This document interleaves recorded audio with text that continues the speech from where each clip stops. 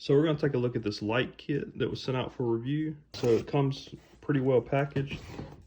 You get 2 small boxes there. You get a bag, that's the instruction guide. And then you get 2 more long boxes. So you get 2 remotes for the lights. You get 2 of these lights here. You get 2 battery chargers. You get 2 of these NP-F970B batteries.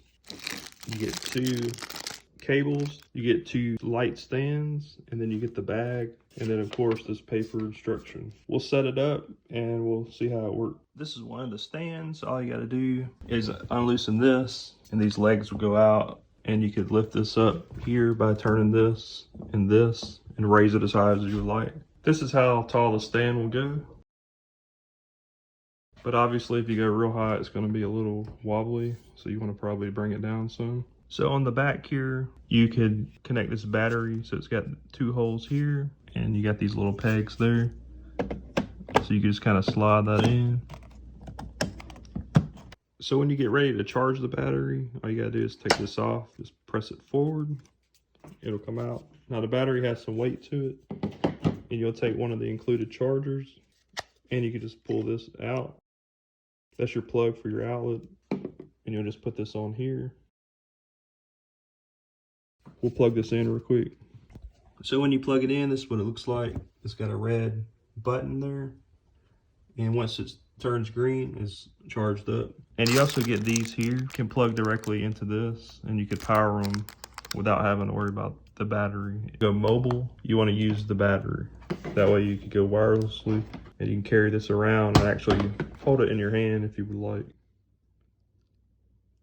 So this here will show you your battery life, and then here you have 2800 Kelvin up to 5500 Kelvin, and then you have 0 to 100%, and then you have the remote control. Just note that the remote controls do not come with any AAA batteries, but we could power these on without that. So all you gotta do is just press this here.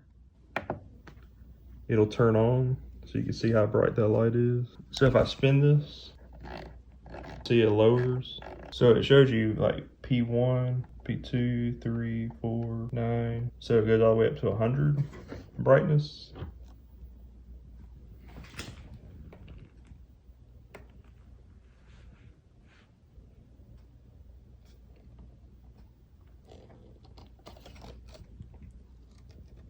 It shows you the battery's low right now, but we'll try to change the color temperature. So you have, that's pretty cool. It shows you what numbers you're on.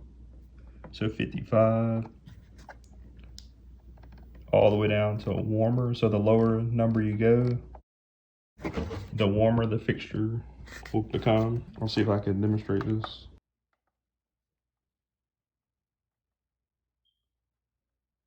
So 5500 would be what you'd probably want if you're trying to do a video of yourself like daylight. But as you go down further, it gets more warmer. So it just depends on whatever the scenario is.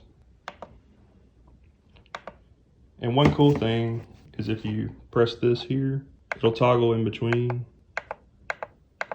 So you're not having to spin all the way through the numbers. You could go the lowest, which is the warmest. If you click it again, you go to 4000 and then 5500. So that's a pretty neat feature.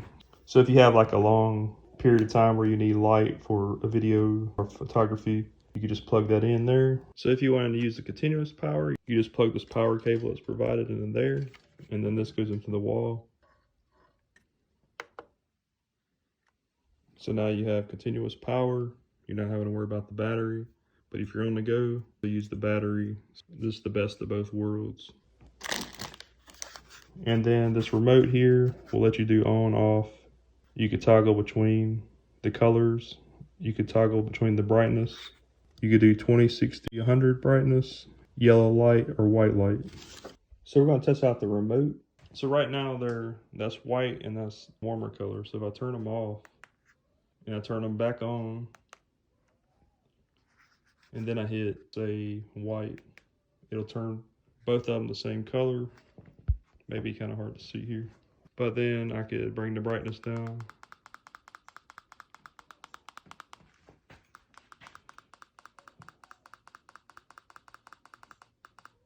And And I could use this brightness meter here so to go like lower. But if I want to go warmer light, now they'll both be in sync. Now if you're in between, then it tends to change them at the same time. But if you're on one side of it and it's not changing, it'll catch up.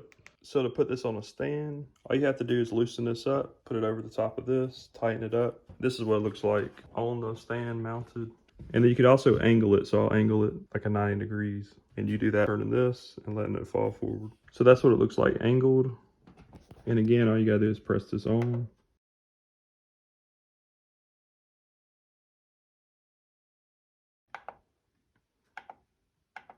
It's really convenient. You can just toggle in between those and then fine tune it. And then your brightness.